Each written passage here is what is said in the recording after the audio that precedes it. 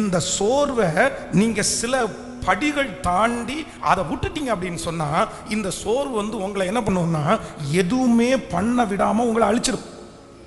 இதுக்கு உதாரணம் யார் அப்படின்னா, நல்ல ஒரு உதாரணம் யோனா. நீங்கள் யோனாவின் புஸ்தகத்தில் நீங்கள் வாசிப்பீர்கள் ஆனால் அந்த வசனத்தை நீங்கள் வாசிக்க முடியும். யோனாவின் தீர்க்க தரிசன புஸ்தகத்தில் அந்த வசனம் இருக்குது. யோனாவின் தீர்க்க தரிசன புஸ்தகம் 4ஆம் அதிகாரம் 8வது வசனத்தை வாசிப்பீர்கள் ஆனால், சூரியன் உதிக்கிற போது தேவன் உஷ்ணமான கீழ்காற்றை கட்டளையிட்டார். அப்பொழுது வெயில் யோனாவினுடைய தலையின் மேல் படுகிறதுனால் அவன் சோர்ந்து போய் தனக்குள்ளே சாவை விரும்பி, நான் உயிரோடு இருக்கிறதை பார்க்கலும் சாகிறது நலமாயிருக்கும் என்றான். ஹலோ, நல்லா கவனிச்சுக்கோங்க. இந்த சோர்வை நீங்க சரியான விதத்திலே கையாள விட்டா இந்த சோர்வு உங்களை எங்க வரைக்கும் கொண்டு போகுமா? சூசைட் பண்ற வரைக்கும், தற்கொலை முயற்சி அளவுக்கு கொண்டு போயிருமாமா. பக்கத்தில் இருக்கிற கையை பிடிச்சி சொல்லுங்க, நீங்க சோர்வை கவனிக்காம விட்டுட்டீங்கன்னா, நீங்க சோர்விலிருந்து வெளியே வரல அப்படின்னா நீங்க உயிரோடு வாழ்றத விரும்பாம சாவ விரும்பீங்க. ஆமென். நிறைய பேர் இந்த உலகத்தில் இருக்கிறவங்க நிறைய பேர் வாழ்றத விரும்புறது இல்லை. வாழ்க்கையை நிறைய பேர் பிடிச்சி வாழ்றது இல்லை. என்ன விரும்புறாங்க அப்படின்னு சொன்னா, இன்னைக்கு சாவு வந்தாலும் நல்லா இருக்கும், மனரம்யமாய் மரணத்தை எதிர்பார்க்கிறது தவறல்ல. சிலர் ரொம்ப முக்தி அடைந்து இந்த உலகத்தில் இருக்கிற எல்லாமே பார்த்துட்டு ஃபினிஷ் அப்படின்னு நினைச்சு இனி மரணம் வந்தா பரவாயில்ல, மரணத்தை எதிர்நோக்கி காத்திருக்கிறது தவறல்ல, அது சரியானதுதான். கிறிஸ்து எனக்கு ஜீவன், சாவு எனக்கு. ஒரு உண்மையான ஒரு தேவனுடைய பிள்ளை நீங்க ஆண்டவருக்குள்ள முழுமையா வந்துட்டீங்க, ஆண்டவரோட நீங்க நடக்கிறீங்க, ஆண்டவர் மேல உங்களுக்கு ஒரு பெரிய நம்பிக்கை இருக்கு அப்படின்றதுக்கு மிகப்பெரிய அர்த்தம் என்ன அப்படின்னா, கிறிஸ்து எனக்கு ஜீவன், சாவு எனக்கு. இன்றைக்கு நான் மரிச்சா கூட நான் பரவாயில்ல அப்படின்னு நினைக்கிறவங்க தான் உண்மையாய் ரொம்ப அப்படின்னா முழுமை அடைந்த ஒரு தங்கன்னு வச்சுங்களேன். அப்போ இந்த இடத்துல இந்த மனுஷன் தேவனுடைய ஊழியக்காரன், வயசு குறைவானவர் தான். இந்த சோர்வனுடைய உச்சகட்டம் அவனுக்கு என்ன பண்ணுது அப்படின்னு சொன்னா, இந்த உலகத்துல வாழ்றதற்கு நான் தகுதி இல்ல ஆள் கிடையாது, நான் சாகணும், என்னை கொன்றுங்க, வாழவே பிடிக்கலன்ற அளவிற்கு அவனை கொண்டு வந்து விட்டுருச்சு சோர்வு. அப்போ யாராவது ஏதாவது ஒன்று சொல்லி உங்களுக்குள்ள பலவீனங்களை சொல்லி உங்களை சோர்வுக்குள்ள ஆக்கும்போது அந்த சோர்வை நீங்க கையாளல அப்படின்னா அது உங்களுக்கு டேஞ்சரா முடிஞ்சிடும். அப்போ இன்றைக்கு நம்ம என்ன ஜெபிக்கணும் அப்படின்னு சொன்னா, எனக்கு சோர்வை கையாளக்கூடிய ஒரு பலனை தாரும் ஆண்டவரே. ஹல்லேலூயா. கை உயர்த்தி ஒரு ஹல்லேலூயா சொல்லலாம். கையை உயர்த்தி சொல்லுங்க பார்க்கலாம். இயேசுப்பாட்ட, ஆண்டவரே எனக்கு சோர்வை கையாளக்கூடிய பலன் சொல்லுங்க எல்லாருமே. என் வாழ்க்கையில எத்தனை விதமான சோர்வுகள் வந்தாலும் அந்த சோர்வுகளை கையாள்வதற்கு ஒரு விதத்தை ஒரு சில பாடங்களை மட்டும் நம்ம கற்றுக்கொண்டு நம்ம ஜெபிக்க போறோம். நம்பர் 1, முதலாவதாக தானியேலின் தீர்க்க தரிசன புஸ்தகம் 8ஆம் அதிகாரத்தினுடைய 27வது வசனத்தை வாசிக்கலாமா? தானியேலின் தீர்க்க தரிசன புஸ்தகம் 8ஆம் அதிகாரம் 27வது வசனத்தை வாசிக்கும் போது, தானியேலாகிய நான் சோர்வடைந்து சில நாள் வியாதிப்பட்டு இருந்தேன். பக்கத்தில் இருக்க கையை பிடிச்சி சொல்லுங்க, சில நாள். சொல்லுங்க எல்லாரும் சொல்லுங்க, சில நாள். நல்லா சொல்லுங்க, சில நாள். தானியேலாகிய நான் சோர்வடைந்து சில நாள் வியாதிப்பட்டிருந்தேன். அப்போ நம்பர் 1, முதலாவதாக ஒரு தேவனுடைய பிள்ளை இந்த சோர்வை எப்படி கையாளணும் அப்படின்னு சொன்னா, இந்த சோர்வு என்கிறத லாங் லைஃப், தொடர்ச்சி, பல ஆண்டு, 6 மாசம், 10 மாசம், 1 வருஷம், 2 வருஷம் தேவனுடைய பிள்ளை சோர்வை ஒரு காலம் நீடிக்க விடக்கூடாதாமா. என்ன பண்ணக்கூடாதாமா? சோர்வு வருகிறது சகஜம், கண்டிப்பாக எல்லா பரிசுத்தவான்களுக்கும் வந்திருக்குது, நமக்கும் வரும். ஆனா ஆண்டவருடைய பிள்ளைகள் ஒன்று நீங்க நினைத்துக் கொள்ளுங்கள், சோர்வை விட்டு நீங்க வருகிறதற்கு வாரங்கள் கூட ஆண்டவர் கொடுக்கல. என்னதான் கொடுத்திருக்கிறாருன்னா, சில நாள், சில மணி நேரம். தாவீதுக்கு சோர்வு வந்துச்சா? அதான் முதல்ல நம்ம வாசிச்சோம். அவனுடைய மனைவி, அவனுடைய பிள்ளைகள் எல்லாரும் பிடிக்கப்பட்டு தீக்கிரையாக்கப்பட்டதை கண்டுபிடிச்ச உடனே அவனுக்குள்ள ஒரு பெரிய சோர்வு வருது. ஆனால் வேதம் சொல்லுகிறது, தாவீது தன்னை திடப்படுத்தி கொண்டு இந்த தண்டை பின்தொடரலாமா? அப்போ சோர்வு என்கிறது கொஞ்சம் மணி நேரம் தான் இருந்துச்சு. நீங்க வந்து இன்றைக்கு இந்த ஜெபத்தில் இருக்கிறவங்க யாருக்காக ஆண்டவர் பேசுறாருன்னு தெரியல, உங்க சோர்வு எவ்வளவு நாளா தொடருது? எவ்வளவு நாளா தொடருது? சோர்வுன்றது எது தெரியுமா? முன்னாடியே ஆக்டிவா இருந்து இப்போ இல்லாதது எல்லாமே சோர்வு தான்.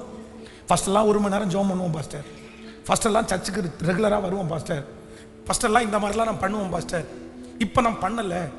ஏற்கனவே நீங்க பண்ணி கொண்டிருந்த நல்ல காரியங்கள், அது வேலையா இருக்கலாம், ஊழியமா இருக்கலாம், ஜபமா இருக்கலாம், நீங்க ஆக்டிவா இருந்த எதெல்லாம் இன்னைக்கு இல்லாம நீங்க இருக்கிறீங்களோ அந்த விதத்தில் நீங்க சோர்ந்து போயிட்டீங்கன்னு அர்த்தம். அந்த சோர்வு எத்தனை நாளா உங்களுக்கு தொடருது? சொல்லுங்க, எத்தனை நாளா தொடருது? சிலர் கல்யாணத்துக்கு முன்னாடி பார்த்தீங்கன்னா அவ்வளவு ஆக்டிவா இருப்பாங்க, நமக்கே ஆசையா இருக்கும். சில ஆண்கள் வந்து கல்யாணம் பண்றதே அதை பார்த்து தான். சர்ச்சில் பார்த்தீங்கன்னா அந்த புள்ள வந்து இருக்கிற ஸ்பீடு வேகத்தை பார்த்த உடனே இவங்களுக்கு என்ன ஆகும் தெரியுமா? கட்டுனா இந்த பொண்ணை தாண்டா நம்ம கட்டணும். என்ன சுறுசுறுப்பு, சிட்டு மாதிரி பறக்குது பாரு அது. சார் இதெல்லாம் நம்முடைய வாழ்க்கையில் கிடைச்சிச்சு அப்படின்னு சொன்னால் 2 வருஷத்தில் நம்ம என்னமோ ஆயிடலாம். இப்படி ஒரு உற்சாகம் உள்ள பிள்ளையத்தான் நம்ம எதிர்பார்க்குறோம் அப்படின்னு நினச்சி கல்யாணம் பண்ணிட்டு வந்து ஒரு குழந்தை பிறந்துச்சுன்னா அப்படியே இந்த சாணியை போட்டு ஒட்டி வச்சா ஒட்டும் பாருங்க. செவத்தில் இந்த ஊர்ல எல்லாம் சாணி காய வைப்பாங்க பாருங்களேன், அது என்ன கம் போட்டு ஒட்டிருக்காங்கன்னு நினைக்கிறீங்களா? அது அப்பதான் அப்பிக்கும், அது கீழே விழாது, காஞ்சதுக்கு அப்புறம் தான் கீழே விழும். அந்த மாதிரி அப்படியே உட்கார்ந்து பிறண்டுறது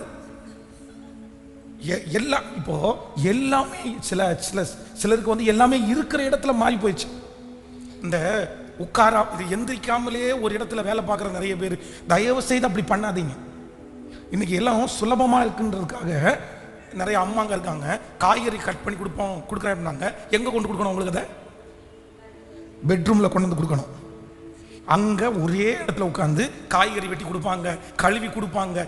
எல்லாம் எங்க இருந்துட்டு ரூமை விட்டு வெளியே வரவே மாட்டாங்க.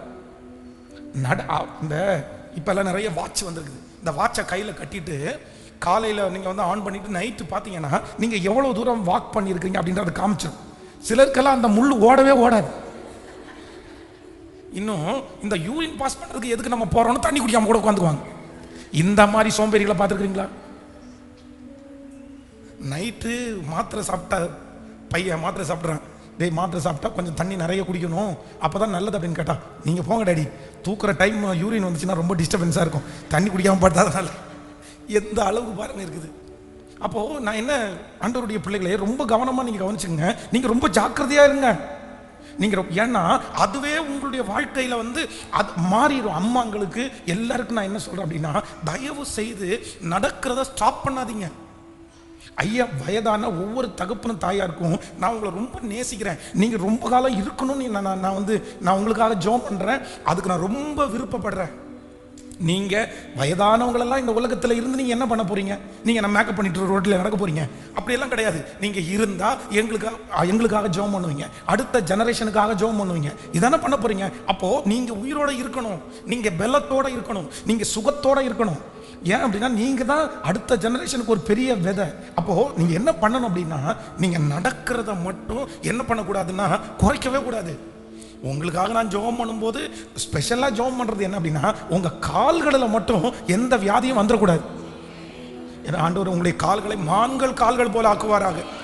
அப்போது இந்த கால் வந்து பலனாக இருக்கணும் அப்படின்னா, சில நேரத்தில் நம்முடைய உடம்பு எப்படி இருக்கணும்னா குறைவாக தான் இருக்கணும்.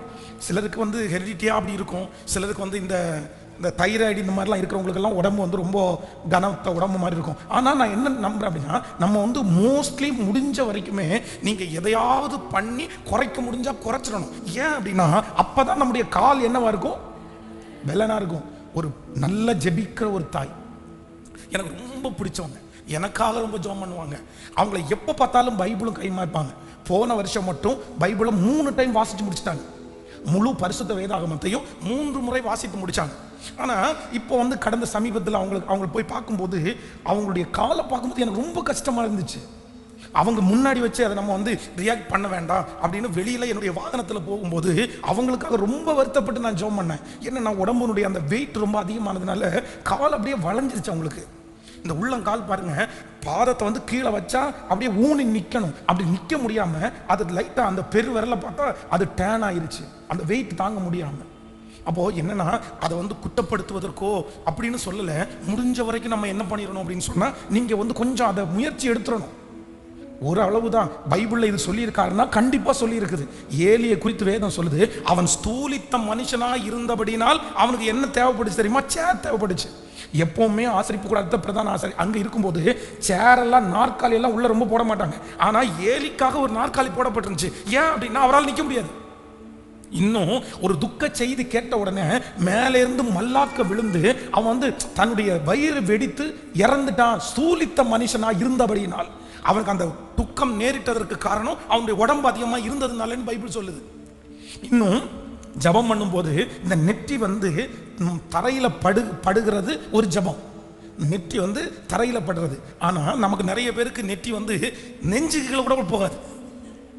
ஏன் அப்படின்னா நம்ம இவ்வளவு பெரிய கொடை வண்டி வச்சிருந்தா எப்படி போகும்? போகாது.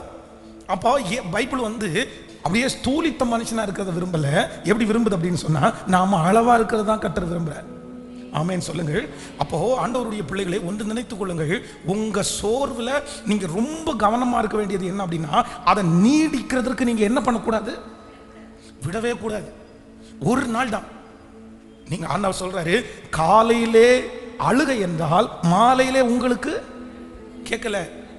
12 மணி நேரம் சூரியன் அஸ்தமிக்கிறதுக்கு முன்பாக உங்களுடைய கோபம், பக்கத்தில் இருக்கிற கையை பிடிச்சு சொல்லுங்க, சில விஷயத்துக்கெல்லாம் கால அளவு 12 மணி நேரம் தான். சொல்லுங்க, 12 மணி நேரத்துக்குள்ள நீங்க என்ன பண்ணிடணும்? 12 மணி நேரத்துக்குள்ள மாறிடணும். 12 மணி நேரத்துக்குள்ள சரியாயிரணும். 12 மணி நேரத்துக்குள்ள அந்த துக்கத்தை மறந்துடணும். 12 மணி நேரத்துக்குள்ள அவன் பேசின கசப்பை மனசுல வைக்க கூடாது. எவ்வளவு மணி நேரம்? சூரியன் அஸ்தமிக்கிறதுக்கு முன்னாடி. அவ்வளவுதான். நமக்கு நிறைய பேருக்கு எப்ப தொடர்ந்து தெரியுமா? 1942 இப்ப கொண்டு வந்து பேசிட்டு இருப்பாங்க. 2008 கல்யாணம் ஆச்சு சார் எனக்கு. ஆனா மாப்பிள்ளை வீட்டுக்காரங்க எவ்வளவு பெரிய பிரச்சனை பண்ணாங்க தெரியுமா? மறந்துடுவேன்னு நினைச்சியா? நான் மறக்க மாட்டேன். அது ஒரு பெரிய, ஆமா, கல்வெட்டுல எழுதி வச்சிருங்க. நீங்க இவர் மறக்கவே மாட்டாராமா. நாளைக்கு ஒரு டைரி போடுங்க, அதுல 1982 நடந்த எழுதி வச்சிருங்க, நல்லா இருக்கும். ஒரு பெரிய விஞ்ஞானி, ஒரு பெரிய மூலக்காரர், மறக்கவே மாட்டாராமா. நான் என்ன மறந்துடுவேன்னு நினைக்கிறியா? அன்னைக்கெல்லாம் நீ பண்ணது கொஞ்சம் நெஞ்சமா? போன வருஷம் என்ன பண்ணுன? போன மாசம் என்ன பண்ணுன? ஆண்டவர் எவ்வளவு நேரம் தான் கொடுத்துருக்கிறாரு? கேட்கல. அவ்வளவுதான், தூக்கி போட்டு போக வேண்டியதான். சரி, சிமையை தூசிக்கிறான், கர்த்தர் அனுமதிச்சிருக்கிறாரு. என்ன ஆமேனே வர மாட்டேங்குது. கேட்கல. கர்த்தர் அனுமதிச்சிருக்கிற சிமையை தூசிக்கிறது. சரிப்பா, நீ பேசணும்னு ஆண்டவர் அனுமதிச்சார், நீ பேசிட்ட விட்டுரு. அடுத்த நிமிஷம் பார்க்கும்போது ஹலோ ஹாய், என்ன நான் உங்களுக்கு பேசினது உங்களுக்கு உரைக்கலையா? இல்லை உங்களுக்கு நான் பேசினது அடுத்து வருத்தமா இல்லையா? நான் என்னத்தப்பா அதை மனசில் வச்சு வருத்தப்படுறதுக்கு? ஆனால் நிறைய பேருக்கு உள்ளுக்குள்ள குப்பை அடைஞ்சு கிடந்து அது புழு வச்சு நாரி நாத்தம் எடுத்து எத்தனை வருஷம் யாரு கெட்டு போறா? அந்த அசுத்தத்தை எல்லாம் உங்க இருதயத்துக்குள்ளையும் உங்க சிந்தனைக்குள்ளையும் வச்சதுனால யார் கெட்டு போவா? கேட்கலையே. கேட்கல. யார் கெட்டு போவா? நம்ம தாங்க கெட்டு போவோம். நாத்தை யாருக்கு தான் அடிக்கும்? குப்பையெல்லாம் உடனுக்குடன் என்ன பண்ணணும்? பக்கத்தில் கையை பிடிச்சி சொல்லுங்க, வீட்டினுடைய குப்பையை கிளீன் பண்ண பார்த்தாது, நெஞ்சில் உள்ள இருதயத்தில் உள்ள குப்பையை கிளீன் பண்ணணும். சிந்தையில் இருக்கிற குப்பையை கிளீன் பண்ணணும்.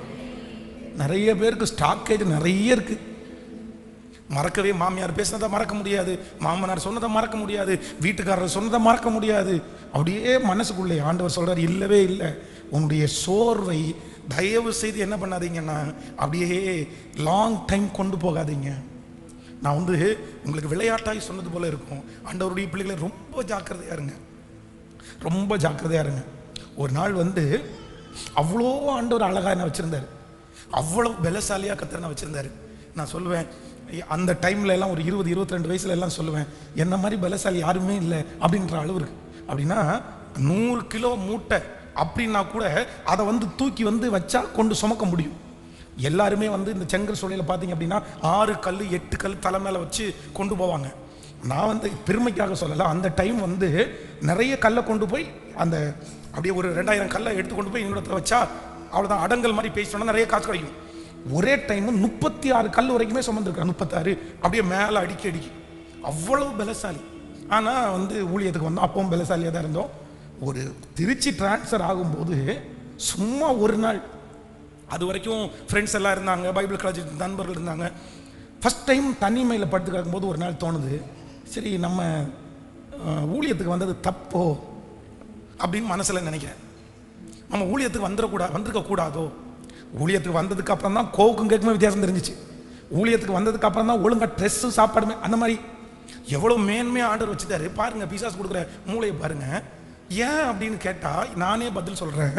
நீ ஊழியத்துக்கு வந்ததுனால தானே ஃப்ரெண்ட்ஸ் உனக்கு இல்லை. நீ ஊழியத்துக்கு வந்ததுனால தானே ஜாலியாக இருக்க முடியல. நீ ஊழியத்துக்கு வந்ததுனால மற்றவங்கள மாதிரி எல்லாத்துமே செய்ய முடியல. உனக்கு எல்லாமே தப்புன்னு தெரியுது.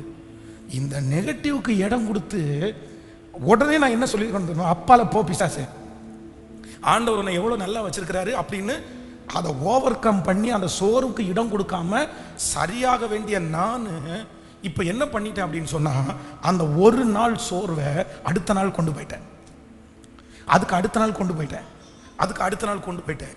இப்படியே கிட்டத்தட்ட ஒரு மாதம் இந்த நெகட்டிவை யோசிச்சு யோசிச்சு கடைசியில் பார்த்தீங்க அப்படின்னு சொன்னால் தூக்கம் போச்சு, நோய் வந்துருச்சு.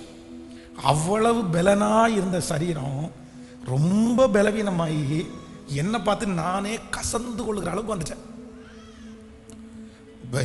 எங்களுடைய ஊரில் எல்லாம் இரவில் எங்கள் வீட்டில் கேட்க மாட்டாங்க. எங்கள் அம்மா அப்பா எல்லாருமே உள்ளே படுத்து கிடப்பாங்க. நான் வராண்டாவில் தான் படுப்பேன்.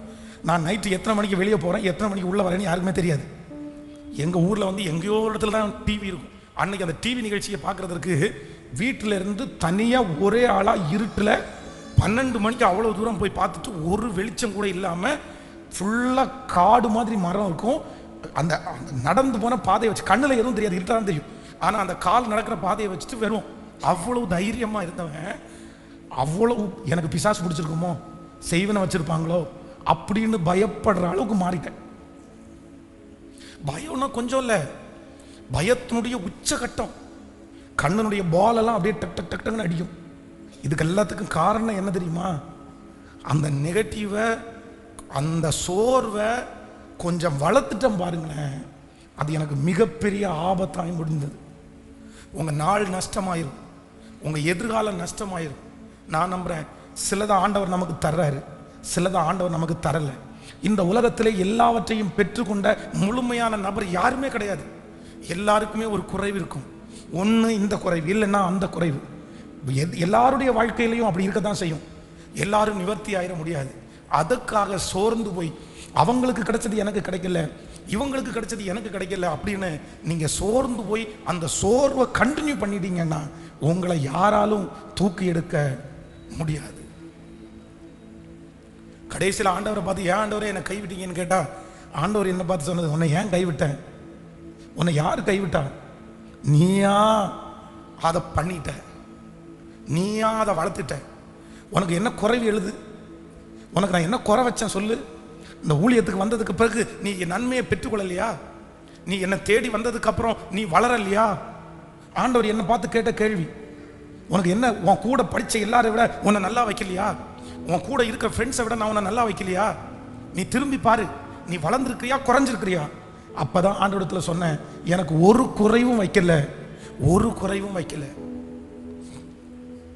இது வந்ததுக்கு அப்புறம் எனக்கு, அப்போ இந்த சோர்வை வளர்த்தினது யாரு யாரு?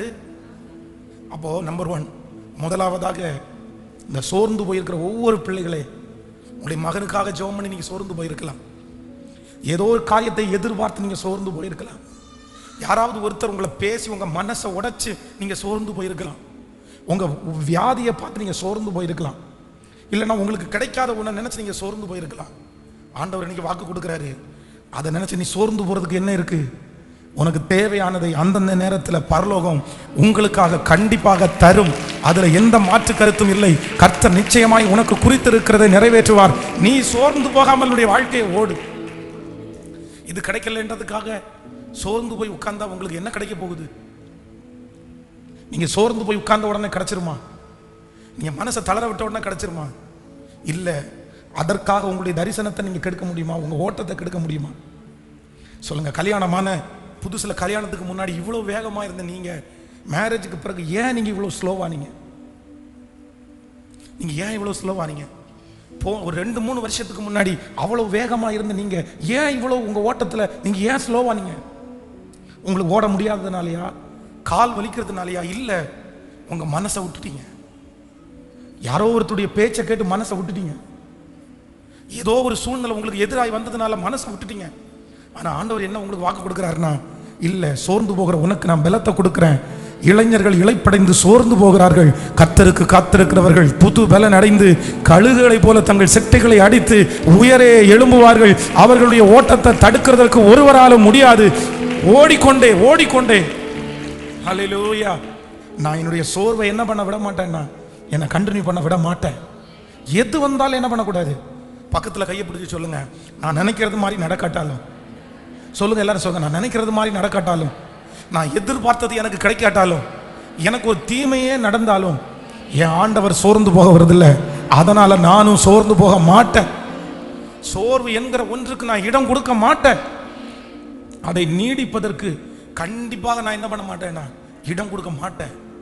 நம்புறீங்களா இல்லையா? எத்தனை பேர் ஆமோதிக்கிறீர்கள்? ஹல்லேலூயா. ஒரு நெகட்டிவ் நம்ம கையில் கிடைக்கும் போது அதை வச்சு சோர்ந்து போகிறதும் நம்ம கையில் தான் இருக்குது. ஆனால் அதை ஒரு பெரிய பொருட்டாக எடுக்காம அதில் வெற்றி அடைகிறதும் நம்ம கையில் தான் இருக்குது. நீங்கள் என்ன பண்ண போறீங்க? நீங்கள் இருக்கிற துன்பத்தை வச்சு சோர்ந்து போக போறீங்களா? இருக்கிற நெகட்டிவை வச்சு சோர்ந்து போக போறீங்களா? உங்களுக்கு கொடுக்கப்பட்டிருக்கிற அந்த சோதனையை வச்சு சோர்ந்து போக போறீங்களா?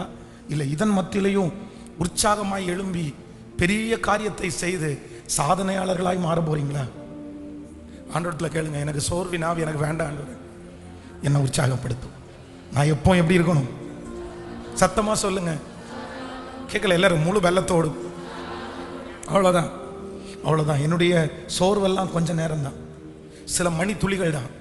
அதுக்கப்புறம் நான் என்ன ஆயிடுவேன் அப்படின்னு சொன்னா, சத்துரு என்னை ஒரு இடத்துல சோர்வடிச்சு என்னை உட்கார வைக்கிறதுக்கு முடியாது.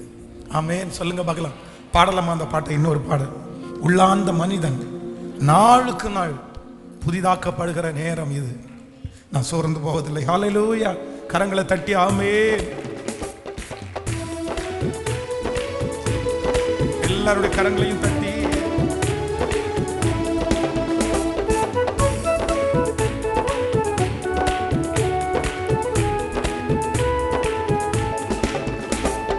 உள்ளார்ந்த மனிதன் நாளுக்கு நாள் புதிதாக்கப்படுகின்ற நேரம் இது. உள்ளார்ந்த மனிதன் நாளுக்கு நாள் புதிதாக்கப்படுகின்ற நேரம். கைகளை மேல தட்டி சோர்ந்து போகாதே மகனே, நீ சோர்ந்து போகாதே மகனே. உன்னை குறித்து கர்த்தர் ஒரு பெரிய திட்டத்தையே வைத்திருக்கிறார். உன்னை குறித்து பெரிய நோக்கத்தையே வைத்திருக்கிறார். நீ சோர்ந்து போய் படுத்து கிடக்கிறவன் அல்ல. உனக்கு இங்கே என்ன வேலை? நீ போக வேண்டிய தூரம் வெகு தூரம். அதி சீக்கிரத்தில் நீங்கிவிடும் இந்த லேசான உபத்திரவம். அதி சீக்கிரத்தில் நீங்கிவிடும் இந்த லேசான உபத்திரவம். ஈடு இணையில்லா, ஈடு இணையில்லா. நம்பிக்கையோட பாடுங்க. இந்த பிரச்சனைனால வந்துடும், இந்த அவமானத்துல கிடைக்கும். கர்த்தர் உங்க கையில கொடுத்திருக்கிற அந்த சோர்வுல கிடைக்கும். சோர்ந்து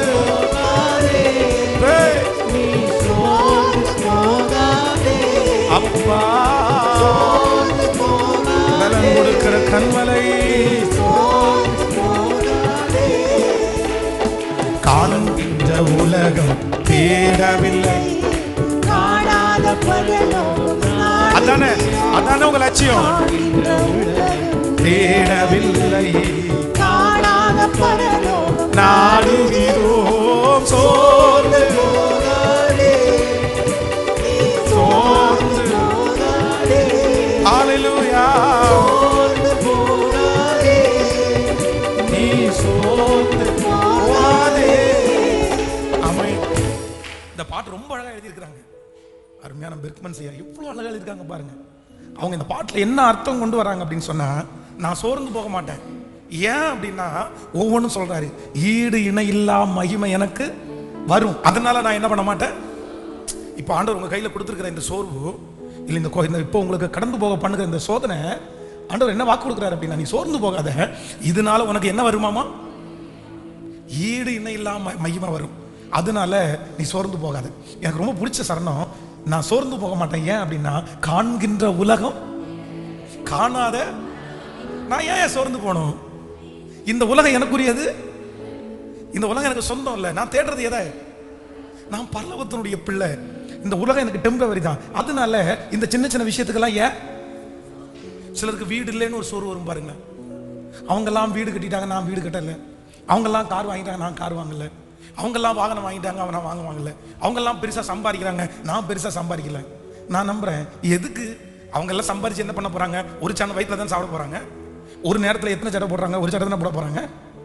ஒரு நேரத்துக்கு மேலே அளவுக்கு மிஞ்சி சாப்பிட முடியாதுல்ல. நம்மளை மாதிரி தான் அவங்க சாப்பிட்றாங்க, நம்மளை மாதிரி தான் தூங்குறாங்க, நம்மளை மாதிரி தான் உடுத்த முடியும்.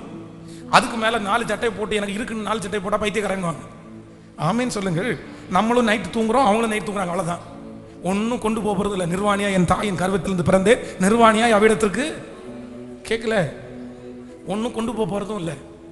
அதை வச்சு ஒன்றும் பண்ண முடியாது. நான் நினைக்கிறது பரலோகம். ஹல்லேலூயா. எத்தனை பேர் பாட போறீங்க? இப்போ இந்த பாட்டினுடைய அர்த்தத்தை உணர்ந்து பாட போறோம். அடுத்த இது, நான் சோர்ந்து போக மாட்டேன். கிறிஸ்துவின் பொருட்டு நெருக்கப்பட்டால் பாக்கியம் நமக்கு. சொந்தக்காரங்க திட்டுனாங்களா? உங்களுக்கு என்னவாமா? கேட்கலையே. அதை பாக்கியம்னு நினைச்சாதான் பாக்கியம். பக்கத்து வீட்டு பாக்கியத்தை நினைச்சா பாக்கியம் கிடையாது. ஆமா, நிறைய பேர் பாக்கியம் நினைக்கிறது இல்லை. அவமானத்தை, நிந்தைய, கிறிஸ்துவின் நிமித்தம் வருகிற பாட பாக்கியம்னு ஏன் நினைக்க மாட்டேங்கிறீங்க? ஆண்டவருக்காக பாடுபடுறது எவ்வளவு பெரிய பாக்கியம்.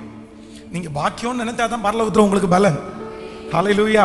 என் நிமித்தம் உங்களை என்ன பேசினாலும் சந்தோஷப்பட்டு களி கூறுங்கள், பரலோகத்துல உங்களுக்கு பலன். கேட்கல? மிகுதியா இருக்கும், மிகுதியா இருக்கட்டும், பேசட்டும். பேச பேச நமக்கு பாயிண்ட்ஸ் என்ன ஆகுது? கேட்கல? இந்த கேம்ஸ் விளையாடுற பசங்க எல்லாம் பார்த்தீங்க அப்படின்னா, எங்கேயாவது போய் உன்னை பிடிச்சிட்டாங்கன்னா அவங்களுடைய அந்த ஸ்கோர் வந்து அதிகமாகும், அவங்களுடைய மார்க் அதிகமாகும். அப்போ நான் நம்புறேன், பரலோகத்தில் நமக்கு ஒரு மார்க் இருக்குது. அது எப்போ அதிகமாகும் தெரியுமா?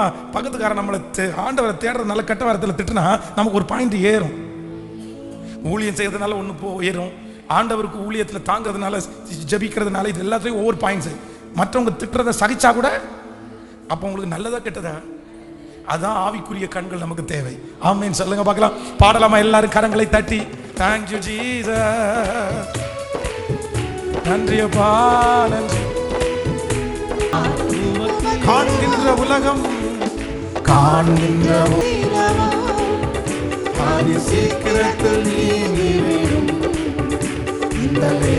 கடைசியாக கிறிஸ்துவின் பொருட்டே, கிறிஸ்துவின் பொருட்டே பாக்கியம் நமக்கு.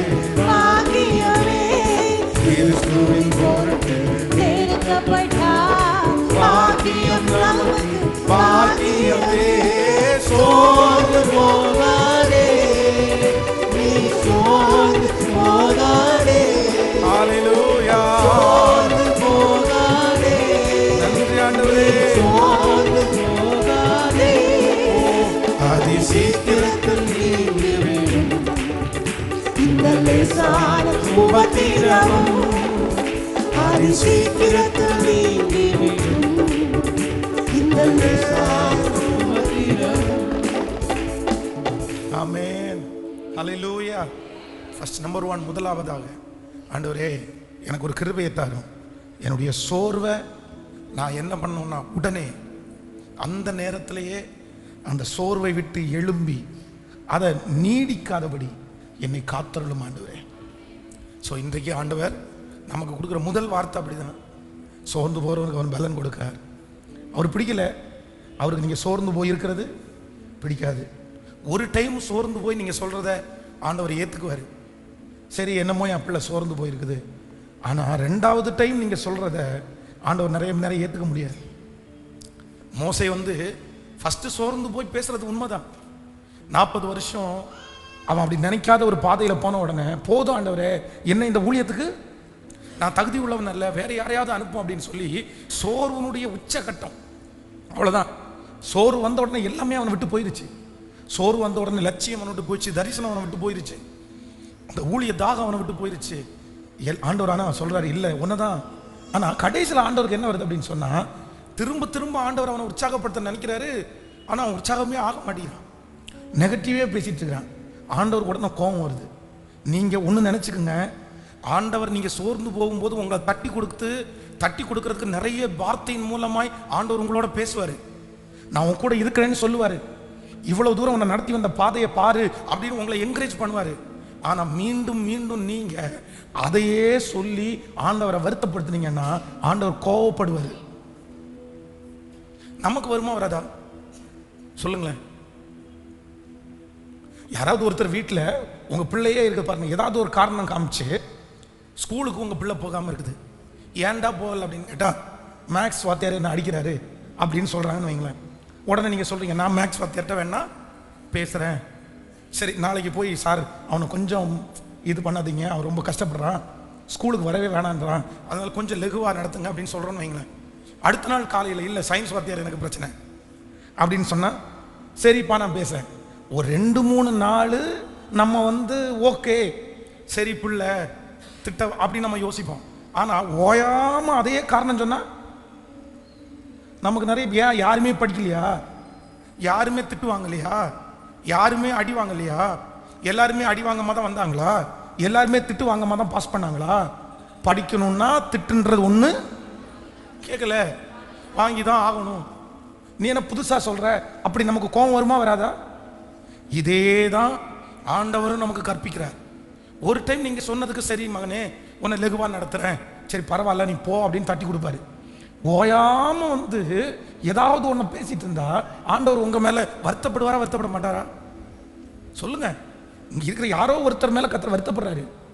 இந்த சத்தத்தை கேட்கிற யாரோ ஒருத்தர் மேல ஆண்டவர் ரொம்ப வருத்தப்படுத்துறாரு. எத்தனை நேரம்? அதனால என்னுடைய சோர்வை நான் நீடிப்பதற்கு நான் விட மாட்டேன். உடனே நான் எழும்புவேன், உடனே நான் மாறிக்குவேன். அடுத்த நிமிஷம் என்னுடைய டார்கெட்டுக்கு நேரம் நான் காலை எடுத்து வைப்பேன். என் இயேசு எனக்காக யாவையும் செய்து முடிக்கிறவர். அந்த வசனத்தை இன்னொரு விஷயம் கூட வாசிக்கலாம். 2வது அந்த காரியத்தை வாசிக்கலாம். தானியேலின் தீர்க்கதரிசன புஸ்தகம் 8ஆம் அதிகாரத்தினுடைய 27வது வசனத்தை மறுபடியும் வாசிக்கலாமா? தானியேலாகிய நான் சோர்வடைந்து பின்பு நான் எழுந்திருந்து ராஜாவின் வேலையை செய்து அந்த தரிசனத்தினால் திகைத்து கொண்டிருந்தேன், ஒருவரும் அதை அறியவில்லை. பக்கத்தில் கையை பிடிச்சி சொல்லுங்க, ஒருவரும் அதை அறியவில்லை. ஃபர்ஸ்ட் என்ன கையை பிடிச்சி சொல்ல சொன்ன? இந்த வசனத்தில் என்ன கை கொடுத்து சொல்லுங்கன்னு சொன்ன? சில நாள். மறக்கக்கூடாது, உங்களுக்கு இந்த செய்தி மறக்கக்கூடாது. முதல்ல என்ன சொன்ன? இந்த வசனத்திலே 2 பாயிண்ட் இருக்கு. ஒன்று சில நாள், இன்னொன்று இப்ப என்ன சொல்றாரு அப்படின்னு சொன்னா, நான் திகைத்து கொண்டிருந்தேன், ஒருவனும் அதை எதை அறியல? சோர்ந்து போய் இருக்கிறது. இவன் இப்படி சோர்வுக்குள்ள இருக்கிறான்னு யாருக்குமே தெரியலையாமா. ஆனா நமக்கு முதல் வேலையா குளிக்க மாட்டோம், தலை சீவ மாட்டோம். நம்ம சோகமா இருக்கிறோன்னு நீங்க யாரும் கூப்பிட்டு சொல்ல வேண்டியதில்லை. சர்ச்சில் உட்காரும் போது சொன்னீங்க, ஏன் சிஸ்டர் ரொம்ப ஒரு மாதிரி இருக்கிறீங்க? நீங்க அழுகிற அழுகையிலே கண்டுபிடிச்சிடலாம், நீங்க மூஞ்சியை வச்சிருக்கிறதுலே கண்டுபிடிச்சிடலாம், நீங்க எதுவும் பண்ணாம இருக்கிறதுலே கண்டுபிடிச்சிடலாம், வேலைக்கு லேட்டா வர்றதுலே வச்சு கண்டுபிடிச்சிடலாம், ஃபர்ஸ்ட் மாதிரி வேலை செய்யாததை வச்சே கண்டுபிடிச்சிடலாம் நீங்க எப்படி இருக்கிறீங்க.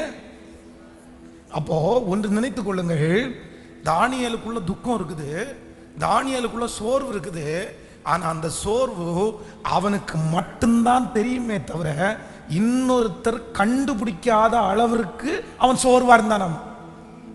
நீங்க சோர்வு நம்பர் 1, நீங்க உங்களுடைய சோர்வு சில நாள், சில மணி நேரம், அது கண்டினியூ ஆக கூடாது அப்படின்னு ஆண்டவர் சொல்றாரு. 2வது, நீங்க சோர்ந்து போய் இருக்கிறீங்கன்றது உங்களையும் ஆண்டவரையும் தவிர வேற யாருக்கும் என்ன பண்ணக்கூடாது. கேட்கல? அப்போ நான் நம்புறேன், இந்த மாதிரி சோர்வா இருந்தா உங்க வேலை தடைபடாது, உங்களுடைய டெய்லி நீங்க செய்கிற காரியம் தடைபடாது, உங்களுக்கு எதுவுமே தடைபடலை. ஆனா நீங்க சோர்ந்து போய் இருக்கிறீங்க. அப்படிப்பட்டவர்களை ஆண்டவர் தட்டி கொடுத்து பலப்படுத்த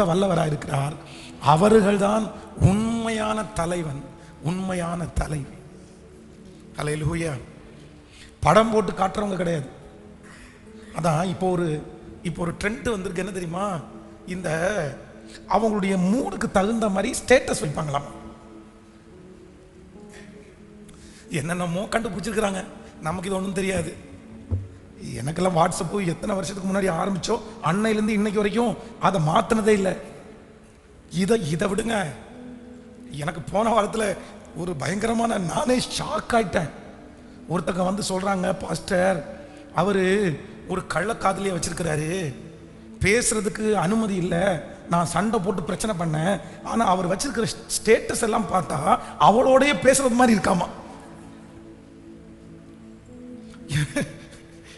எனக்கு தூக்கி வாரி போட்டுருச்சு. அவர் வந்து ஃபோனில் பேசுறது இல்லை, அவர் எஸ்எம்எஸ் எல்லாம் அனுப்புறதில்லை, ஏன்னா நான் பார்த்துருவேன். ஆனால் அவர் வைக்கிற ஸ்டேட்டஸ் மேலே எனக்கு சந்தேகமாக இருக்குது. அவர் கரெக்டாக லிங்க் ஆகிறது மாதிரியே இருக்குது. அவர் வச்சிருக்கிறது ஒரு நாளில் 4 டைம் அதை மாற்றிடுறாரு.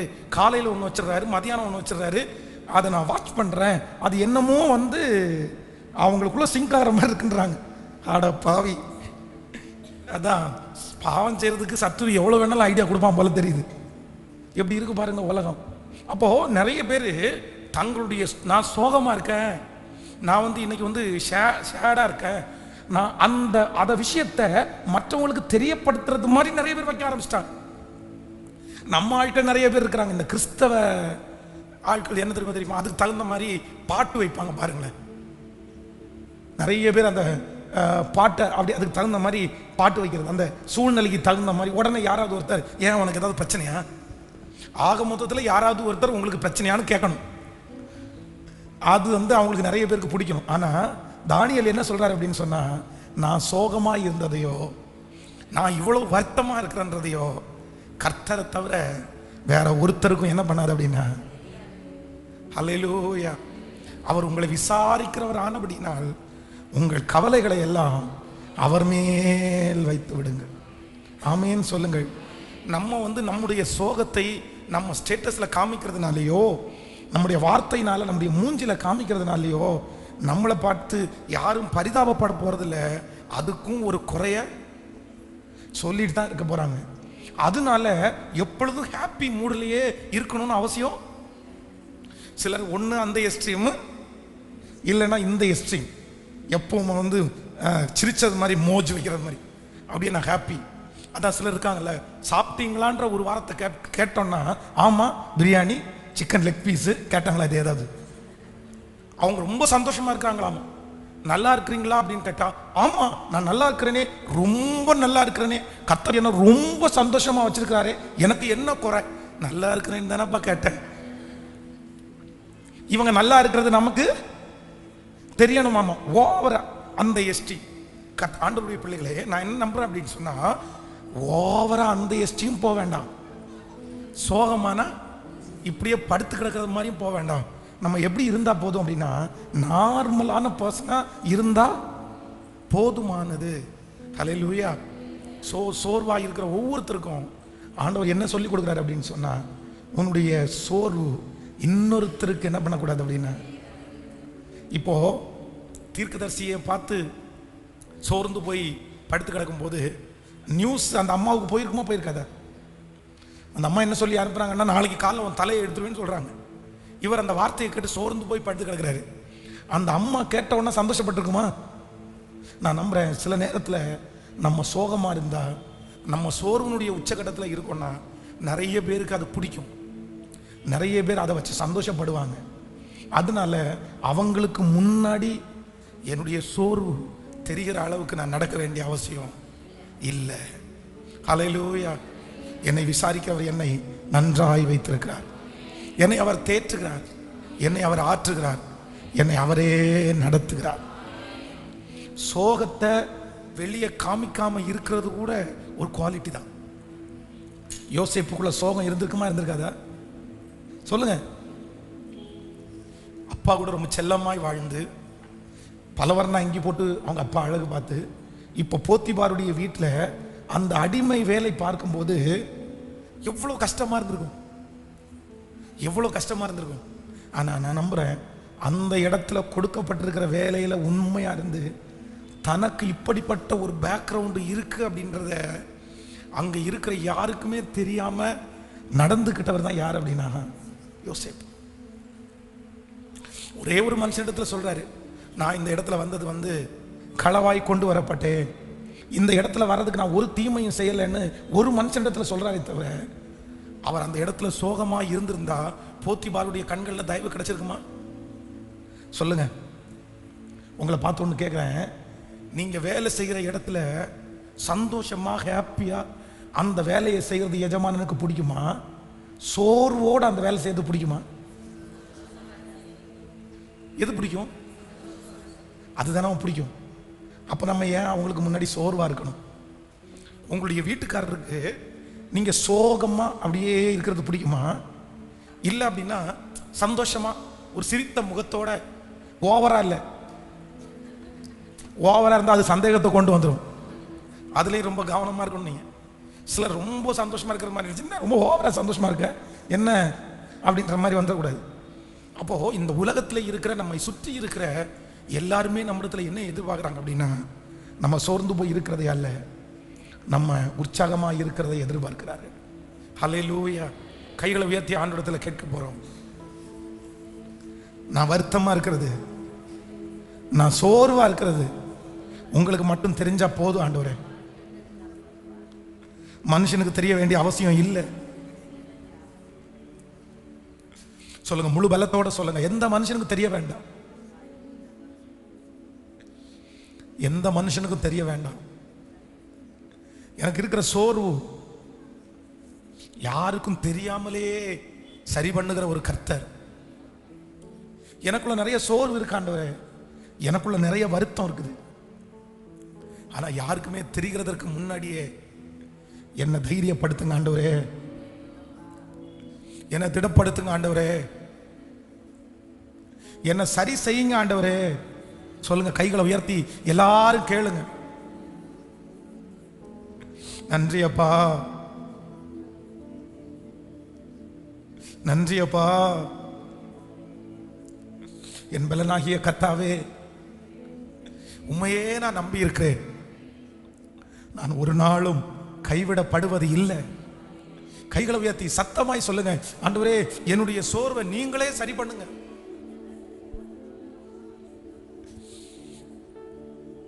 சொல்லுங்க, நீங்களே சரி பண்ணுங்க. அது என்ன சோர்வு நமக்கு தெரியும் ஆண்டவரே, அது என்ன பலவீனம் நமக்கு தெரியும் ஆண்டவரே. நீங்க என்ன தட்டி கொடுங்க, நீங்க என்ன உற்சாகப்படுத்துங்க, நீங்க என்ன பலப்படுத்துங்க. இன்னொருத்தருக்கு தெரிகிற அளவிற்கு என்னுடைய லைஃப் மாற வேண்டாம் ஆண்டவரே. ஆமென். ஹல்லேலூயா. நான் உங்களை ஆசீர்வதிக்கிறேன். உண்மையாகவே இங்க இருக்கிற நிறைய பேருக்குள்ள உள்ளுக்குள்ள நிறைய சோகங்கள் அடங்கி கிடக்கலாம்.